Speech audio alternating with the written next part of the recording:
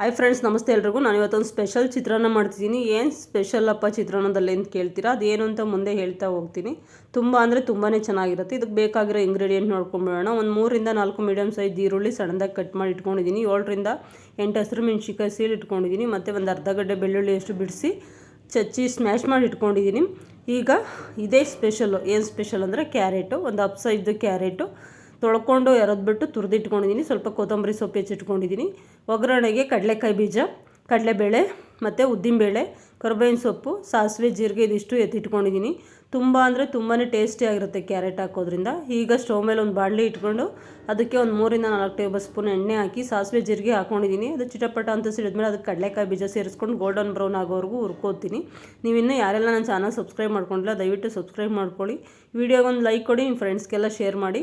ಕಡಲೆಕಾಯಿ ಬೀಜ ಅರ್ಧ ಗೋಲ್ಡನ್ ಬ್ರೌನ್ ಆಗೋದ್ಮೇಲೆ ಅದಕ್ಕೆ ಕಡಲೆಬೇಳೆ ಮತ್ತು ಉದ್ದಿನಬೇಳೆ ಸೇರಿಸ್ಕೊತೀನಿ. ಸೇರಿಸ್ಕೊಂಡು ಇದೊಂಚೂರು ಲೈಟಾಗಿ ಗೋಲ್ಡನ್ ಬ್ರೌನ್ ಆಗಬೇಕು. ಆ ಥರ ಮೀಡಿಯಮ್ ಫ್ಲೇಮಲ್ಲೇ ಗ್ಯಾಸ್ ಇಟ್ಕೊಂಡು ನೀಟಾಗಿ ಹುರ್ಕೊಬೇಕು.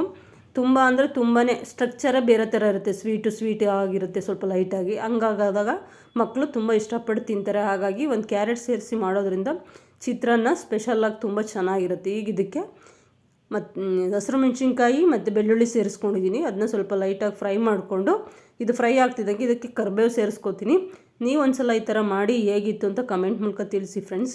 ಈಗ ಕರಿಬೇವು ಆದಮೇಲೆ ಇದಕ್ಕೆ ಹೆಚ್ಚಿಕೊಂಡಿರೋ ಈರುಳ್ಳಿ ಸೇರಿಸ್ಕೊಂಡು ಚೆನ್ನಾಗಿ ಫ್ರೈ ಮಾಡ್ಕೊತೀನಿ. ಈರುಳ್ಳಿ ಒಂದು ಅರ್ಧ ಫ್ರೈ ಆದಮೇಲೆ ಅದಕ್ಕೆ ಒಂದು 1/4 ಟೀ ಸ್ಪೂನಷ್ಟು ಅರಿಶಿನ ಪುಡಿ ಸೇರಿಸ್ಕೊತೀನಿ. ಅರಿಶಿನ ಪುಡಿ ಹಾಕ್ಕೊಂಡು ಚೆನ್ನಾಗಿ ಈ ಥರ ಫ್ರೈ ಮಾಡ್ಕೊಂಡು ಆದಮೇಲೆ ರುಚಿಗೆ ತಕ್ಕಷ್ಟು ಉಪ್ಪು ಹಾಕಿ ಇದನ್ನು ಮಿಕ್ಸ್ ಮಾಡ್ಕೊತೀನಿ. ಕ್ಯಾರೆಟು ಲಾಸ್ಟಲ್ಲಿ ಸೇರಿಸ್ಕೊತೀನಿ. ತುಂಬ ಫ್ರೈ ಮಾಡ್ಕೋಬಾರ್ದು, ಮೀಡಿಯಮ್ಮಾಗಿ ಫ್ರೈ ಆದರೆ ಸಾಕು, ತುರಿದಿರೋ ಕ್ಯಾರೆಟ್ ಅಲ್ವಾ.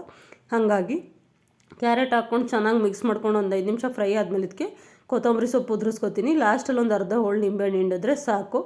ಮಕ್ಕಳಿಗೆ ಈರುಳ್ಳಿ ಹಾಕಿ ಮಾಡೋ ಚಿತ್ರಾನ್ನ ಇಷ್ಟ ಆಗೋಲ್ಲ. ಹಾಗಾಗಿ ಈ ಥರ ನೀವು ಒಂದು ಕ್ಯಾರೆಟ್ ಹಾಕಿ ಮಾಡಿದ್ರೆ ಅವ್ರಿಗೆ ಬೇರೆ ಥರನೇ ಟೇಸ್ಟ್ ಕೊಡುತ್ತೆ, ಇಷ್ಟಪಟ್ಟು ತಿಂತಾರೆ. ತೆಂಗಿನಕಾಯಿ ಕೂಡ ನೀವು ಹಾಕ್ಕೋಬೋದು. ನಾವು ಕ್ಯಾರೆಟ್ ಯೂಸ್ ಮಾಡಿರೋದ್ರಿಂದ ತೆಂಗಿನಕಾಯಿ ಹಾಕೋತಿಲ್ಲ. ಈಗ ಇದು ರೆಡಿಯಾಗಿದೆ. ಇದಕ್ಕೆ ಅನ್ನ ಹಾಕಿ ಕಲಸಿ ತೋರಿಸ್ತೀನಿ ನೋಡಿ ನಾನು ನಿಮಗೆ. ತುಂಬ ಅಂದರೆ ತುಂಬಾ ಟೇಸ್ಟಿಯಾಗಿರುತ್ತೆ. ಸ್ವಲ್ಪ ಸ್ವೀಟ್ಸ್ ಟೆಕ್ಸ್ಚರ್ ಸೇರ್ಕೊಳ್ಳೋದ್ರಿಂದ ಟೇಸ್ಟು ಬೇರೆ ಥರನೇ ಇರುತ್ತೆ. ನೀವು ಒಂದು ಸಲ ಮಾಡಿ ಕಮೆಂಟ್ ಮೂಲಕ ಹೇಗಿತ್ತು ಅಂತ ತಿಳಿಸಿ. ಮತ್ತು ಯಾವಾಗಲೂ ವಿಜಿಸ್ ಕಿಚನ್ ಫಾಲೋ ಮಾಡ್ತೀರಿ. Thank you for watching.